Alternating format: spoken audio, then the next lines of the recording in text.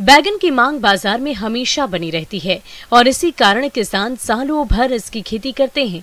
लेकिन इस फसल पर आजकल छोटी पत्ती रोग का प्रकोप अधिक देखा जा रहा है, जिससे पौधों में फूल और फल नहीं बनते हैं।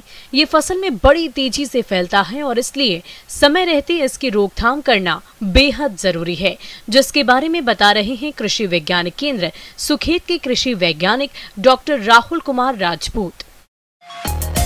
बैगन की जो फसल है उसमें हम देखते हैं कि एक छोटी पत्ती का रोग आता है और ये जो रोग है बैगन की फसल में माइकोप्लाज्मा के कारण होता है। और ये जो माइकोप्लाज्मा है पौधे में कीट के थ्रू या कीट के द्वारा प्रवेश करता है और ये जो कीट है इसको हम हरा फुदका या इसको लीफ हॉपर के नाम से जानते हैं। और जब एक बार ये बीमारी से प्रभावित हो जाता है तो इसके कारण फसल में जो नुकसान है वो हमें फसल की बढ़वार से लेकर फसल जो फल बनाता है उस पे तक देखने के लिए मिलता है। हम देखते हैं कि जब इसके लक्षण की हम बात करें तो जो पौधा है उसकी पत्तियां आप जब देखेंगे कि पत्तियां छोटी छोटी हो जाती हैं, साथ ही साथ इसकी जो पौधे की लंबाई है वो भी सामान्य पौधों की लंबाई से बहुत कम देखने को मिलती है। संक्रमित पौधे में प्रमुख लक्षण पौधे का बौनापन, छोटा इंटरनोड, पत्ती के आकार में कमी तथा फीलोडी लक्षण होते हैं। प्रारंभिक संक्रमण की अवस्था में कोई फल फूल नहीं बनता है और उपज में गंभीर नुकसान होता है।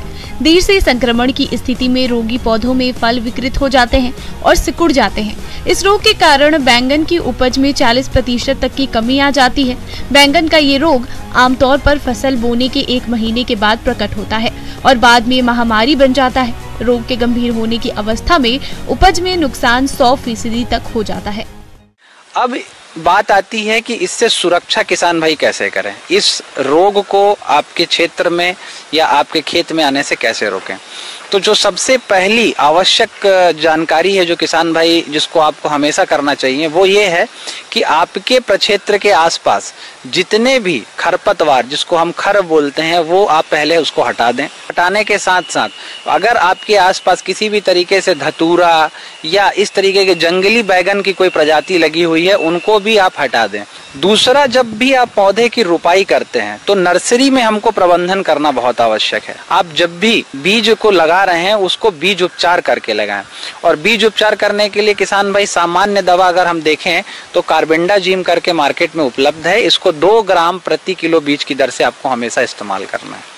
जब रोपाई के लिए पौध बढ़ जाता है उसको जब रोपाई के लिए मुख्य प्रक्षेत्र भूमि में ले जाते हैं उस समय जड़ों का उपचार करना बहुत आवश्यक है। तो इसके लिए मार्केट में दवा आती है टेट्रासाइक्लिन। 1 ग्राम जो मात्रा है दवा की उसको 10 लीटर पानी में घोलकर जड़ों को उपचार के लिए इसका इस्तेमाल करते हैं।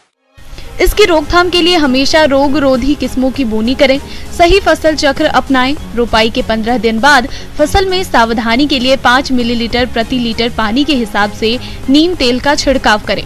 अगर खेत में रोगी पौधा दिखाई दे तो उसे सावधानी पूर्वक उखाड़ कर जला दें या खेत से बाहर जाकर मिट्टी में दबा दें।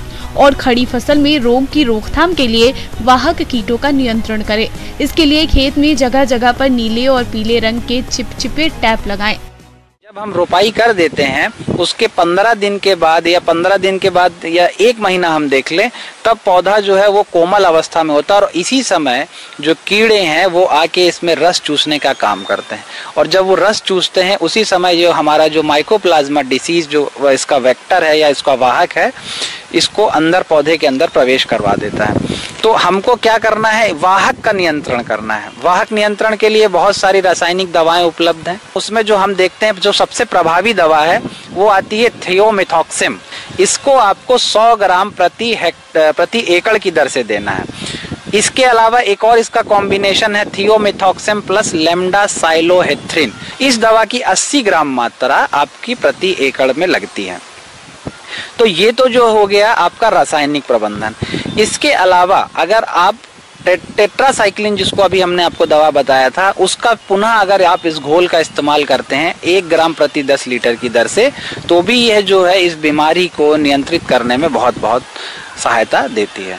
इन रासायनिक दवाओं को भी उपयोग करते समय किसान भाइयों को सावधानी क्या रखना है कि कभी भी दवा की जो मात्रा है वो अधिक डोज में ना दें और जब स्प्रे करते समय ये ध्यान रखें कि शाम के समय इस तरह स्प्रे करें दवा का, ताकि जो दवा की गुणवत्ता है वो अच्छे से बनी रहे। और साथ ही साथ जब स्प्रे करते हैं तो आप ये ध्यान रखिए कि हवा का जो दिशा है वो ज़्यादा तेज हवा ना चल रही हो, और उसकी दिशा जो है हवा की इतनी तेज ना हो कि आपकी दवा जो है हवा के द्वारा बाहर प्रक्षेत्र से बाहर निकल जाए। जिस प्रकार हम देखते हैं कि यदि हम सुरक्षा को प्रारंभ से करके रखें तो लास्ट तक हमको जब फसल की बढ़वार होती है या फल आता है तब हमको ज़्यादा सुरक्षा के उपाय कम करने पड़ते हैं।